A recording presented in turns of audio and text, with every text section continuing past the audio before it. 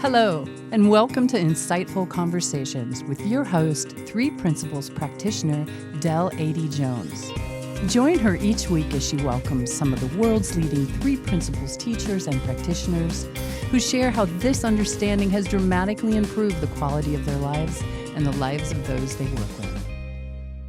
I'm very excited to have with me today Amy Chen Mills-Naim. Amy is an award-winning journalist and author. She directed the National Nonprofit Center for Sustainable Change, working with the W.K. Kellogg Foundation and others to bring the principles of innate resiliency and well-being to at-risk communities across the United States. She recently co-founded a chapter of the global nonviolent civil disobedience group, Extinction Rebellion, in Santa Cruz, California, and serves on the International Regenerative Culture Working Group, as well as the U.S. National Strategy Team. She is co-founder of Light on the Horizon, Fridays for Earth, free monthly and global webinars dedicated to helping people find wisdom and right action in the midst of the current climate and ecological crisis. Welcome, Amy. Thank you for joining me today. Thank you, Del. Oh, such a pleasure to have you here. So my first question to you is, we all know who your father was, Dr. Roger Mills. So I know that you've been an advocate for most of your life, either whether it was, political or climate or everything. So was that something that really, took form in your early life, would you say? I've been thinking about this a lot because for several years I wasn't doing political activism. I was doing Three Principles understanding, right? And I was working at the Center for Sustainable Change. That was 25 years of my life.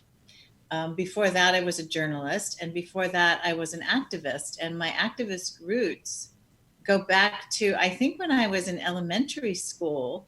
I think I published a newspaper that was a rogue newspaper at my elementary school. And we snuck into where the mimeograph machine was, because in those days it was like a thing that you actually cranked out, for copies. And we published this sort of scandalous newspaper about rumors about the teachers and all kinds of stuff. We put it all over the school on the kids' desks when they came in, and I got in big trouble for it. But I think I've always been like that. When I was in high school, I had a lot of issues with things that we were supposed to be doing, and I couldn't understand why. I always felt like school being compulsory, it felt a bit, like a correctional facility in a way. Like if we leave here, we'll actually get in trouble with the law. That it just struck me as odd that was the way it was set up. And having to dress out in PE colors, like the school colors, red and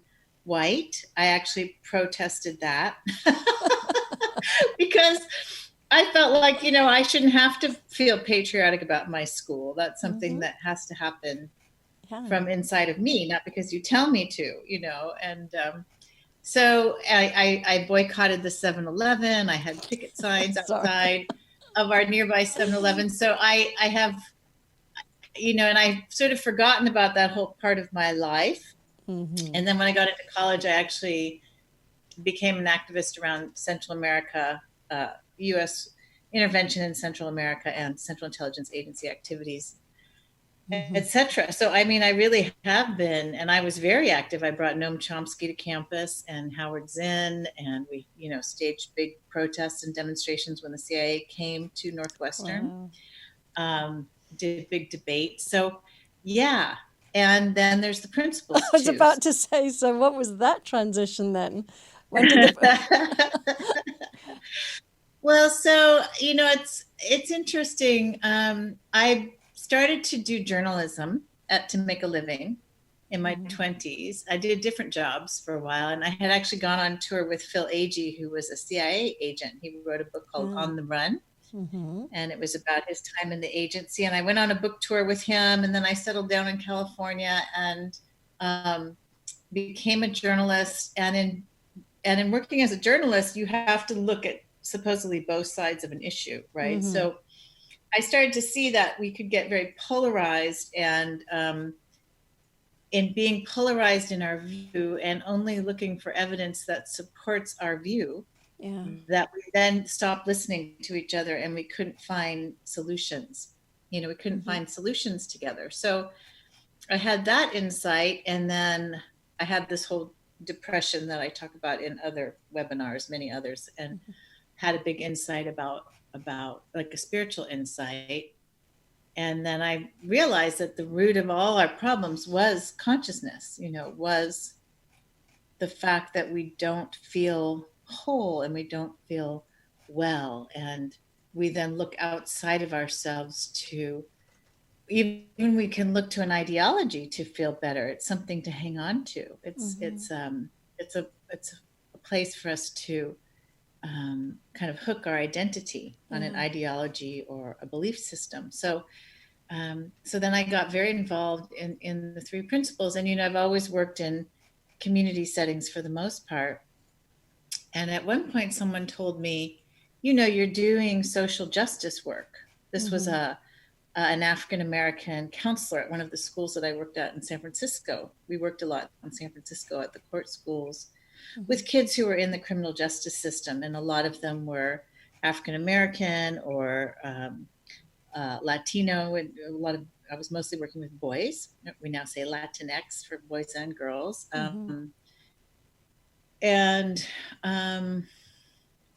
I was curious about that because I wasn't seeing my work as political at that time. I was seeing it as just being about well-being. And this person said, no, it's social justice. Because we also worked in the Mississippi Delta, which is the poorest area of the United States with the biggest health issues. And I said, well, why do you say that? And he said, well, because these are the people who, really have been most impacted by society. And so your work is helping them sort of overcome the challenges that they face being minorities in the United States or being, kids of color in the United States. So that really kind of struck me. Yeah. So, and I know you kind of wanted me to get to somewhere with maybe the principles in my current activism, but that's a whole nother kind of chapter. Yeah, it is. I mean, I can see the trajectory now of certainly I love that part about when you were in elementary school and where you are today. But what helped me, or rather I listened to you when you gave your speech in the London conference, which was very powerful. And then you wrote an open letter to the spiritual community and the 3P community. So I'd love you to address that. What it was that propelled you to write that letter? Well, first I have to say that, like I said in the letter, like I would rather be doing almost anything else. Yeah. You said it wasn't your passion. I'd rather not have a climate crisis happening. I'd rather not have, in my view, and I think it's quite factual, president who is denying actually what is threatening our very lives now. I mean, this is a kind of insanity. And I have children, and they're teenagers now. They will grow up in a world that will be very different from the world that I grew up in, and much, much harder. If we continue at current trajectory, we are unleashing feedback loops in the Arctic now, where there's methane and carbon dioxide trapped underneath the snow and ice that's starting already to bubble up and come out because the ice is melting so much faster than we thought. So I didn't really know the details of climate science until March of this year. In fact, I was working with Citizens Climate Lobby. I was concerned about the climate. I decided I would start to put some of my time into an issue, and I picked climate because I felt like it was so important. And then as I did the research, I realized, as a lot of analysts are doing now, and scientists and academics, that, we should have been working much harder on this for the last 30 years, and we just haven't been. We put more carbon dioxide into the atmosphere last year than ever before. So the forces that are sort of pushing us into this, it's almost like a species suicide, are so strong and so big. And they've funded so much denialism that people are confused about even what's happening, which the science is very basic. And I discovered 97% consensus on the part of scientists about anthropogenic global heating. There's no question. The debate is over, but companies like ExxonMobil and other fossil fuel industries have been funding denial science. So we have this confusion that has hurt us tremendously and set us back tremendously in terms of our capacity now to try to get control of the situation. So we're at the point where we're about to lose control. And some people have argued we've already hit the iceberg. If we're on the Titanic, like we've already hit. So there are two possibilities. One is we're heading for the iceberg, and the other is that we've hit it and we're going down at this time. And I've seen they both actually are valid. They're either way. Let's just assume we're heading for the iceberg. So we're on the Titanic. We're heading for the iceberg.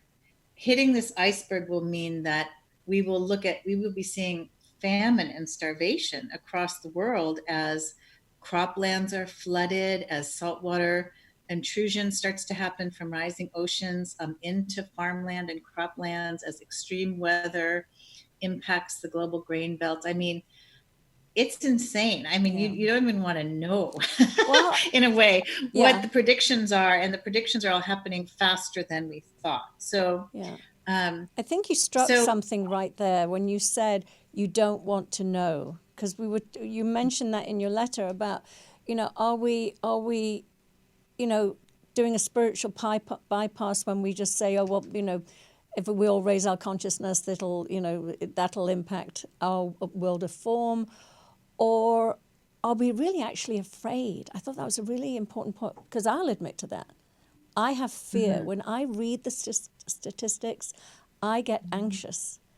And it's very, very brave of you to do what you're doing and to really face it head on and to bring it to all of us so that we're not in denial and we do know the facts.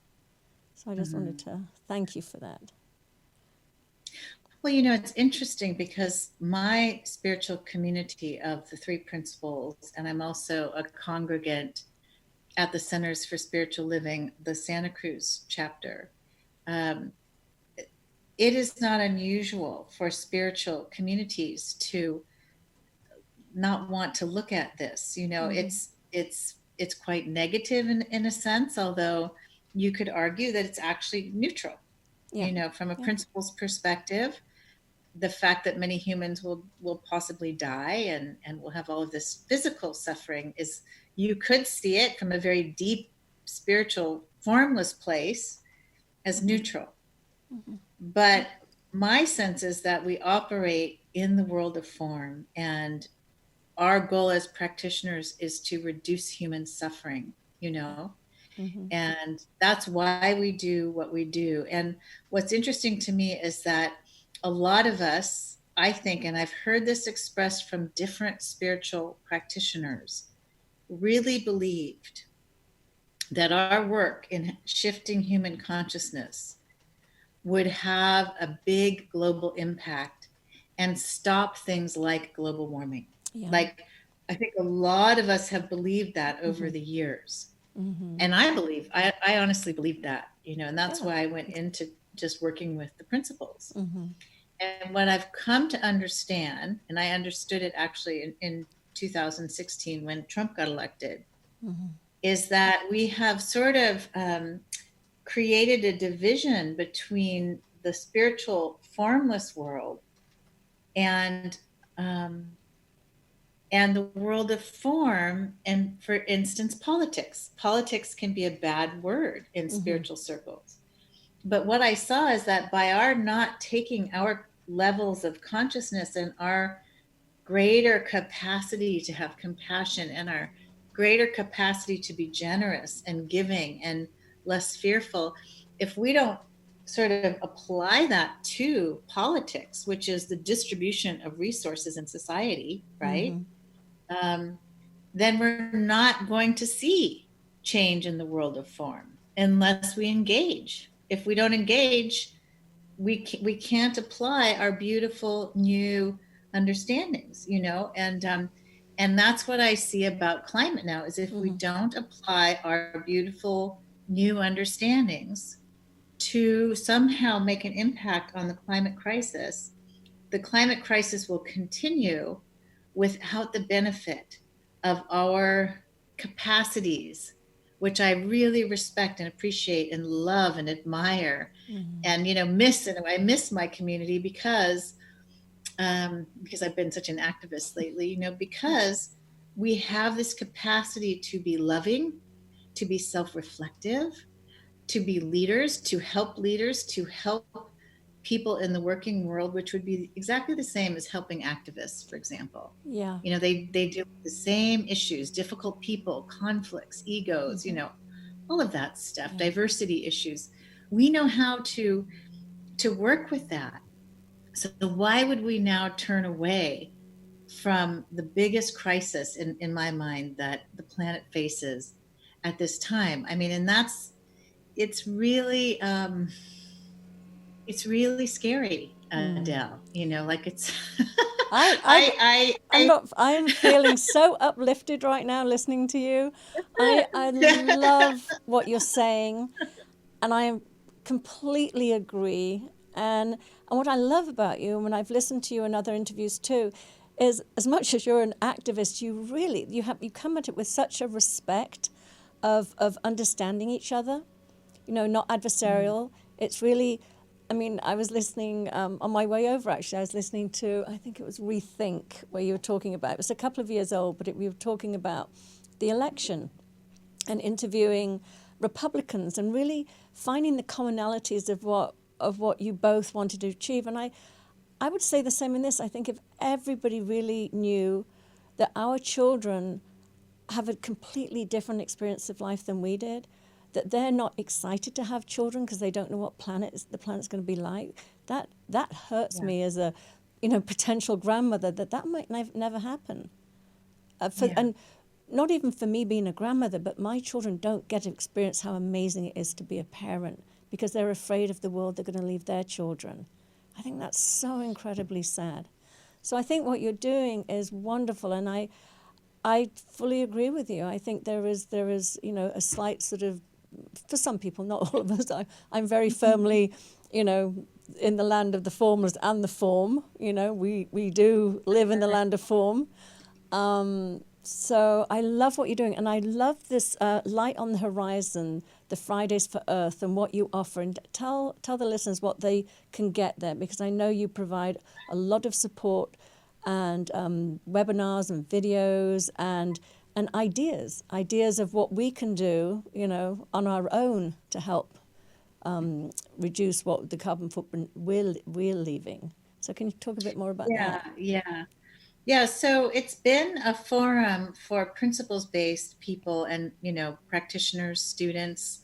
Most of us are a little both, and also Extinction Rebellion people from across the world, and positive deep adaptation people who are a part of Jem Bendel's online forum. So, and that's not exclusive, to those groups. It happens that people get on from those groups because I'm a part of those worlds.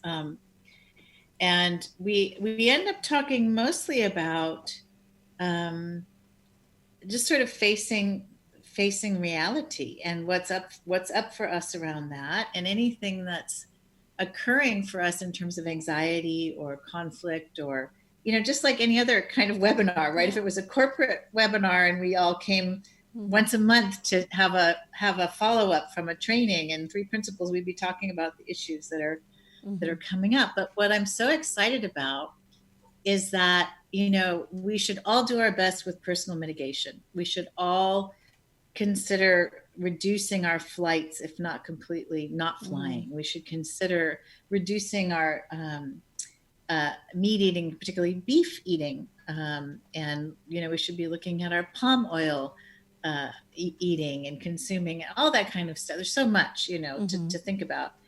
And, we are on a boat the boat is sinking. Okay. And we've got these little personal cups that someone gave us, and we can take our little personal cups and we can be bailing the boat out, bailing the water out.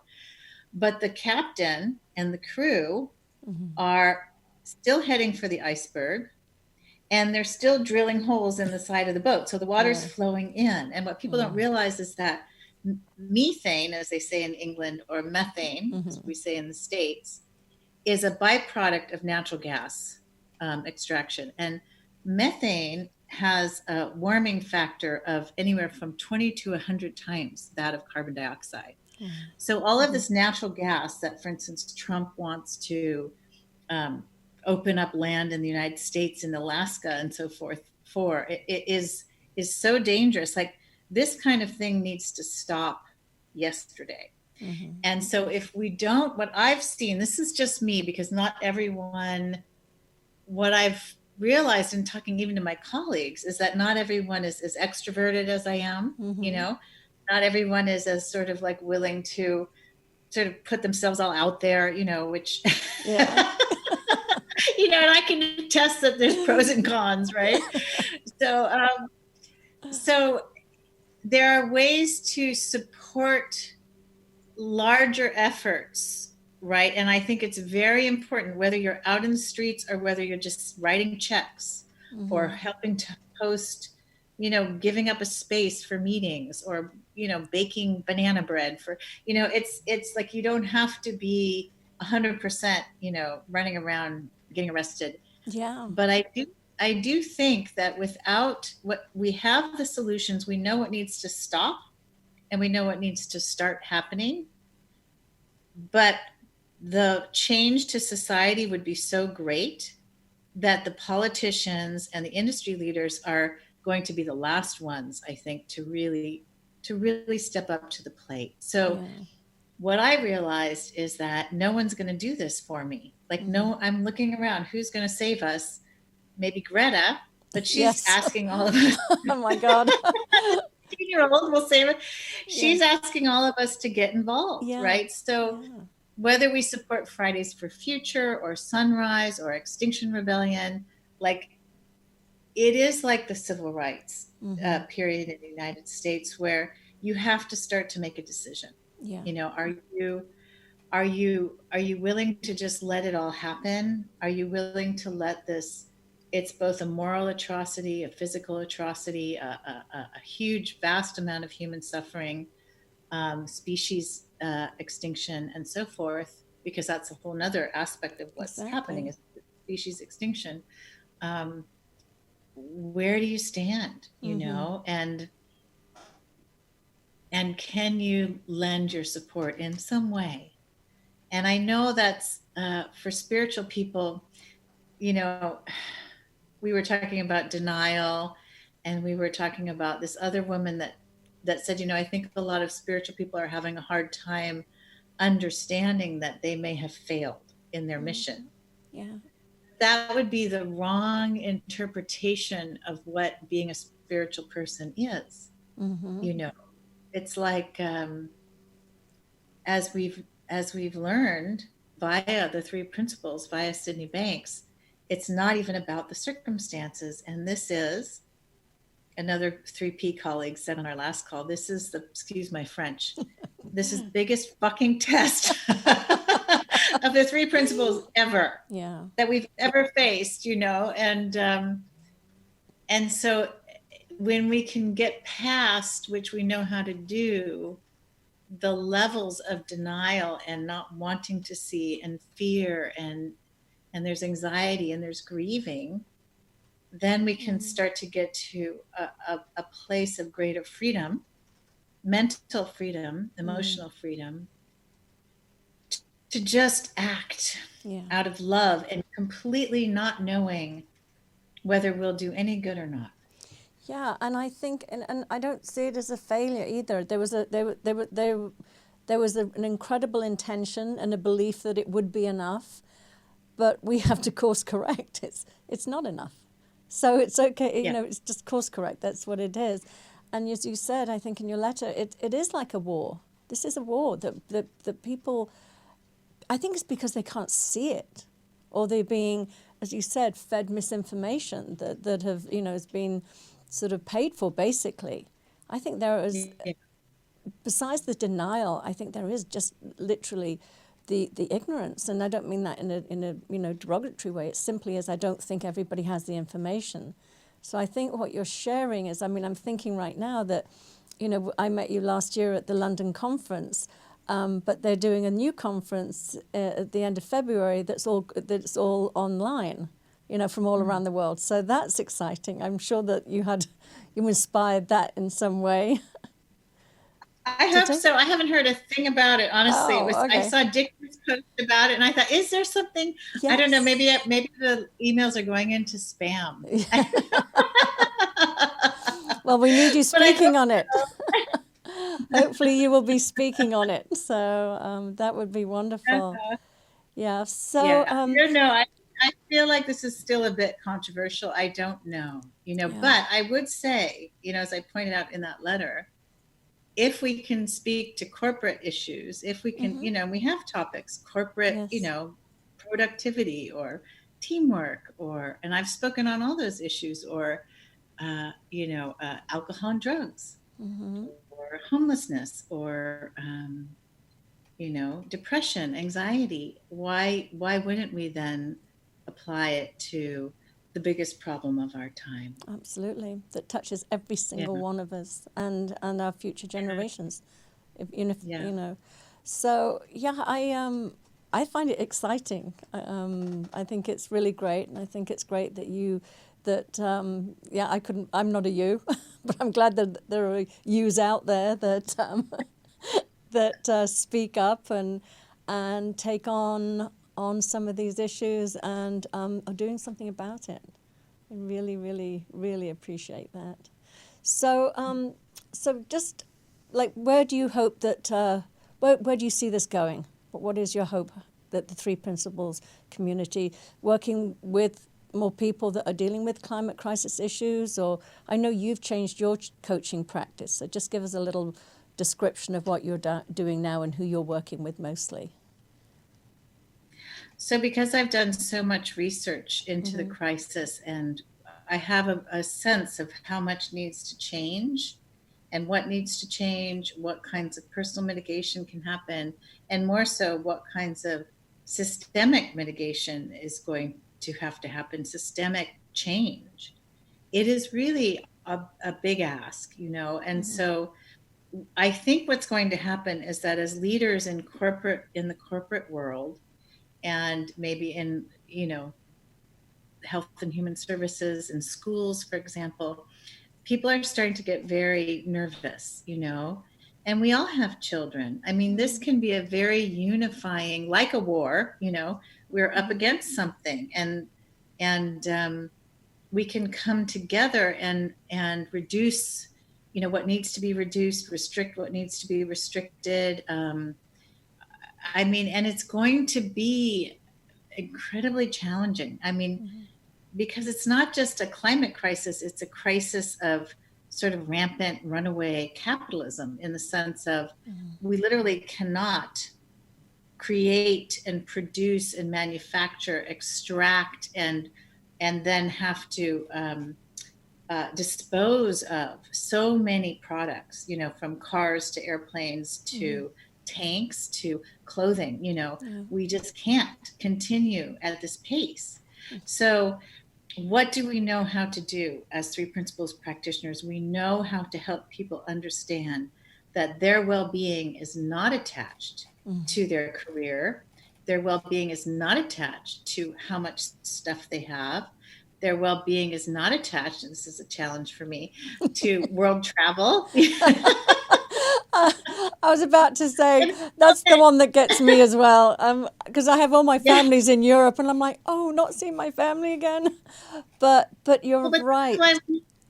We need government to step in and say, okay, this is how much we have to analyze it. How much do we need to restrict flying right now without completely decimating the airline industry? Or do we need to create another, like a Green New Deal for the airline industry? What do we need to do? We need to have these big discussions and then say, look, the business people don't need to fly so much, Absolutely. Let's have the environmental activists get to fly because they're going to do this work. And then I don't just say that for me, it's made sense to me.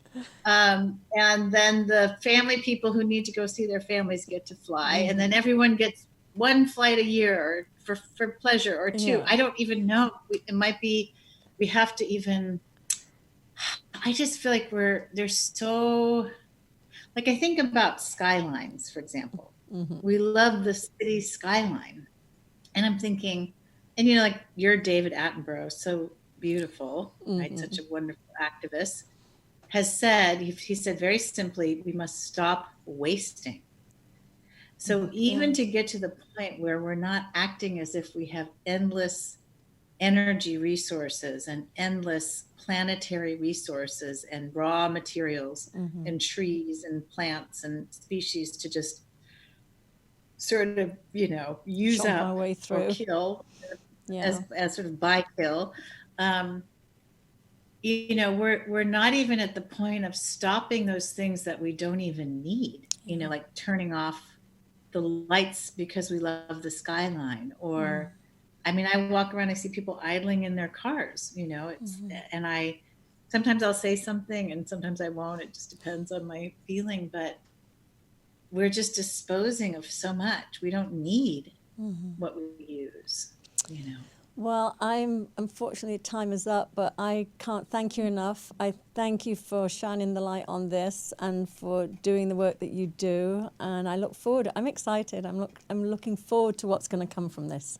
I think it's going to be huge. That's great. And then people can go to my website to find the light on the horizon. Yes. I'm trying to think if there's anything else. Oh, the other project I'm working on is a list of practitioners who are willing to do pro bono support for activists. So just email me through the website, and I'm creating that now. Okay, and I'm going to sign up for that. I will offer my services. So just definitely. So we have your website. It's going to be on the lower third there. People know how to contact you. And I'm looking forward to hearing where you're going with this. So thank you again. Okay. Thank you, Del. Thank you so much. Thank you. God bless. Bye-bye.